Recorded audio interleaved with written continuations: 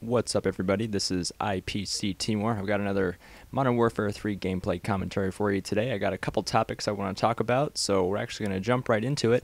And right off the bat, you're going to see the subject of the first topic of conversation, and that's the fact that I am using a sniper rifle. And not only that, I'm playing a game of Domination. I think probably my last 5 videos minimum has been me using probably the ACR or similar weapon in free-for-all. So this is quite a change from my normal pace, and I haven't been doing it for long, so you can see here I'm having a little bit of issue right at the beginning because I'm not really in a rhythm yet, because I've only been sniping now for, this will be my second night sniping, really making it my level 1 strategy.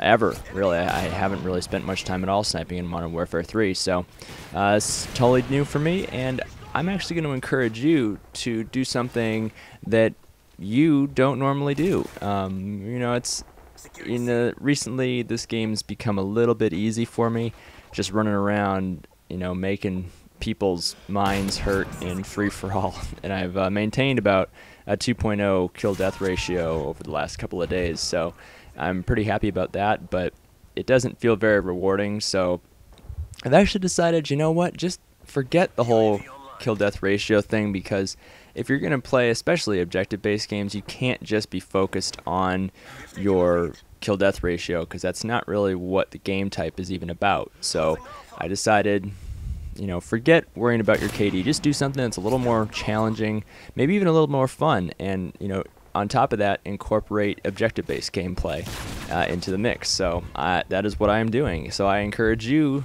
to do the same thing, because I've actually had a lot of fun with it. I'm not having tons of games where I'm going like 30-3 or 30-7, somewhere in there, like I do in free-for-all often. But it's a different kind of fun, and it's something that I'm enjoying right now. And I've been able to hold my KD pretty well steady. It's around 1.51-ish right now, so I'm pretty happy about that. It's still not like a stellar KD or anything, but for me it's good, and especially because starting out when Modern Warfare 3 first came out, it was just barely above 1, so I've really made leaps and bounds in my kill-death ratio, and now I'm rewarding myself with doing something that's a little more fun. Now, the one downside I see to this strategy is that I'm not leveling as quickly, and the fact that 4.02 just released in the last title update 5 new levels of prestige, I'm not very close to finishing off the prestiges, which is not something I've done in the past, but it's really something I want to do in this game.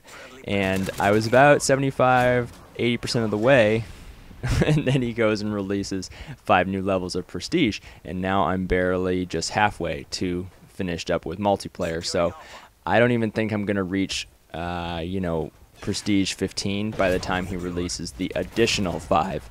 So I think I'm going to be down to the wire in this game, unfortunately, in terms of finishing off Prestige. Maybe not. Maybe over the summer I might stay up later or something. I mean, it's not like my schedule really revolves around summer anymore because I'm working, but, maybe I'll just feel like I have more energy in the summer. But I am doing some objective-based gameplay, so I think that might be supplementing my experience that I'm earning in these games, because taking objectives and whatnot counts. And, if you do some defends and some, captures and all that good stuff, it adds up to a couple extra kills over what you normally get. And I'm actually not doing too bad in terms of kills. I get, I think, 29 in this game, so it's comparable to the experience I'm earning in a game of free-for-all, but still not quite what I'm earning in free-for-all. So look at this. Oh, so stupid. I blew up my own chopper. I was so mad about that. It was so dumb. But yeah, maybe I'll go back to free-for-all if I need some more experience or I feel like I'm slowing down, especially with the sniper. Obviously, I'm going to play a much slower game, and you're seeing that as you're watching this. I'm sure that I'm still running and gunning with the sniper rifle, but it's not like I'm running and gunning with just the MP9 all the time or the ACR or something like that. Also, I have not played Downturn in months. Like, I have been focusing so much on free-for-all, and I'm pretty certain that Downturn is not even in the rotation for free-for-all. And I'm not really sure why that is. I mean, really, honestly, it makes no sense to me at all. I mean, I don't think this map is something that you couldn't play free-for-all on, but, there are a couple of maps, like in Infected and drop zone where you don't play on all the maps for some reason. And just come to think of it, this is like 3 new things all in one video: new game type, new weapon, and a new map. So that's interesting. I hadn't thought about that before, but I'm wondering why they're not putting this in the free-for-all playlist. But oh well. So anyway, I want to ask you guys a question. Is your life going 100% perfect? And I ask that almost as like a rhetorical question, but you know, I mean, I don't think anyone's life should really be going perfectly, because that's just a pretty hard thing to attain. You know, there always might be one little thing that you'd like to change, or, you know, one little thing that just isn't perfect. But if you guys do, you know, feel like you've got the perfect life, I'd literally love to hear how you maintain that balance, because that's just something that I think is pretty rare in this world. And I've just come to the realization that, you know, you kind of have to pick and choose your battles. Like even, you know, from real life to Call of Duty, you know, if you're not going to win a gunfight, you know, don't just come back out around a corner to try and, you know, finish off a gunfight that your screen's all bloody red and you're just not going to win. But also, you know, if you can't maintain a perfect lifestyle all the time, and I think it's all about deciding the balance you want to strike between what things you want to give up and what things that you want to insist on attaining in your life. And like I said, if you guys somehow have the perfect balance, I'd like to hear more about how you accomplish that, because I think that's, like I said, pretty unusual. Now, I played a little more Overwatch, the new map that came out a couple days ago, and I am still loving it, guys. You know, Ed is a really great map. There are tons of crazy lines of sight, and I mentioned it before. T. Martin put out an interesting video. I haven't actually watched the whole video yet. I just kind of clicked through it to see what he was talking about, but definitely an excellent, excellent map. I'm actually hoping to do a map breakdown video, hopefully maybe in the next 24 hours. Maybe that's what I'll do tomorrow night, but I am spending a lot of time breaking the map down, and I might even combine what I'm doing with what T. Martin did as well. But I'm putting a lot of effort into the graphics for that video, so hopefully I can get it out and it'll still be timely and interesting. But anyway, guys, so look forward to that.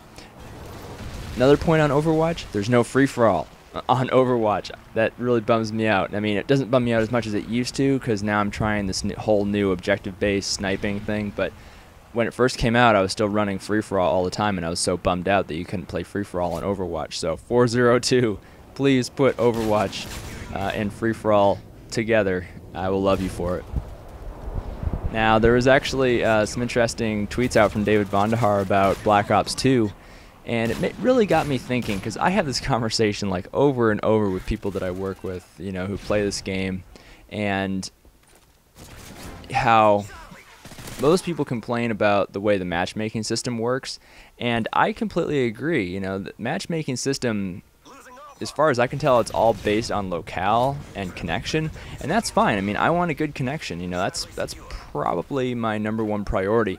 But a close second for me is being matched with players of my equal strength. Like, it's no fun just having your name taken all night long, but it's also really not that fun to play against people who aren't a challenge, because if you can just rip through them all the time, then it's like, you know, what's the point of this game? Really, it's too easy.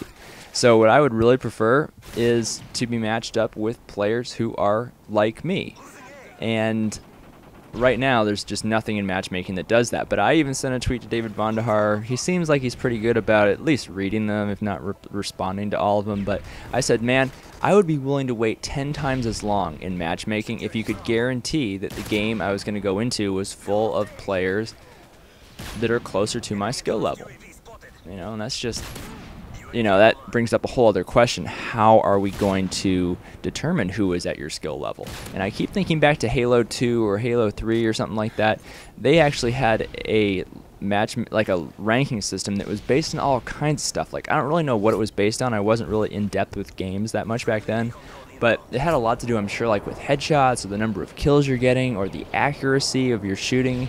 And it just there were like a whole bunch of aspects to it, and it was really good, because if you went into a game of free-for-all or something, you were all like level 40 to 45 or 35 to 45 or something like that. You know, you never had like a level 7 or something in there, unless you had, it was like really a weird time of day or something where there weren't many people on, but for the most part you were matched up really well. So I think Oh man, it's really hard to say. I think one of the top 3 priorities for the Call of Duty franchise from now on should be to develop a better ranking system that really ranks players, because all the ranking system does right now is shows you who plays the most. And it's like, I mean, that's interesting to know who plays the most, but at the same time, it's like I'm interested in knowing who's good. Like if I saw, a Prestige 10 level 80, that means nothing to me. Like I outplay Prestige 10 level 80s all the time. And that's just, they play a lot more than I do. Maybe they don't have a full-time job. Maybe they're in college and maybe they're just in class like 3 or 4 hours a day, and then they go back and play Call of Duty. I just don't know. Or maybe they're in high school. Who the heck knows? But amount of time you play is not indicative of how good you are, and that's what the ranking system is supposed to do. It's supposed to show people how good you are. So that's what I'm hoping. I doubt it'll be in Black Ops 2, but maybe the game after Black Ops 2 will include a better ranking system. But anyway, guys, that's pretty much all I had for you. I want to talk more about Black Ops 2, but you could talk about that all day long. So anyway, guys, this is going to be in the gameplay. We ended up winning this one. I went 29-17 sniping. Pretty happy for only have been sniping for 24 hours. So good for me, I guess. And I'm sure I'll get better. So thanks for watching, guys. I'll have another video for you soon. Thanks for watching, and have a great night.